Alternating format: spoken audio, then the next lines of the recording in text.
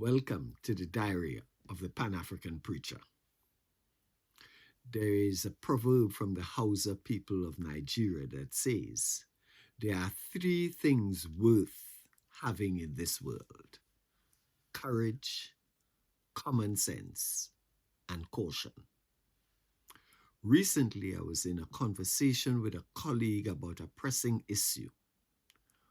When will we, as persons of African descent living in the African diaspora, take responsibility for our own mental health?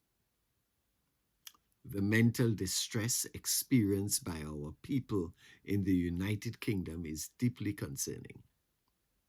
Certain responsibilities come with adulthood, and similarly, there are responsibilities tied to nationhood. Such responsibilities demand that we accept who we are, and where we wish to go.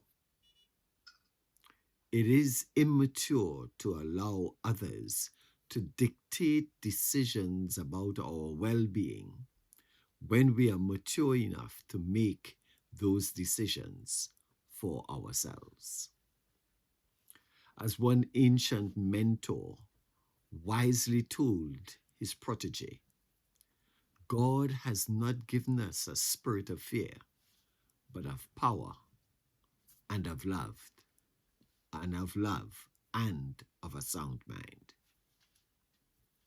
A sound mind refers to a mental state that is healthy, rational, and functioning optimally. It means being mentally stable, clear thinking, and capable of making decisions grounded in reason, logic, and reality. A person with a sound mind understands situations, controls emotions, and acts in ways that reflect good judgment, benefiting both themselves and the collective community. At an international level, the concept of a sound mind remains equally important. For African and Caribbean and Pacific countries, a sound mind should prompt a reconsideration of their international affiliations, particularly regarding the benefits or lack thereof that these relationships bring. This requires a pragmatic evaluation of whether their current international memberships, partnerships, and alliances are serving their best interests politically, economically, and socially. This idea of re-examining international relationships aligns with the belief that nations should prioritize their own development while carefully considering their international obligations.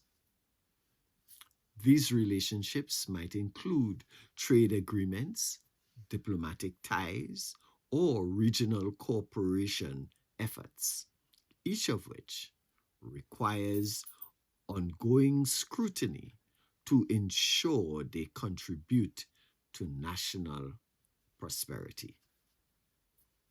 Take, for example, the Bretton Woods Agreement, which lasted from the mid-1940s to the early 1970s. This agreement helped establish institutions such as the World Bank and the International Monetary Fund.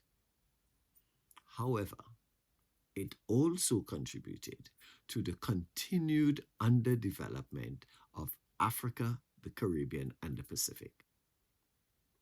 In light of this, it seems especially timely to review these historical agreements and question whether they continue to serve the best interests of the ACP nations in the modern world. A reconsideration of such international structures would be a rational, sound decision, ensuring that the relationships Africa, the Caribbean, and the Pacific maintain today foster development rather than perpetuate stagnation. Ashe.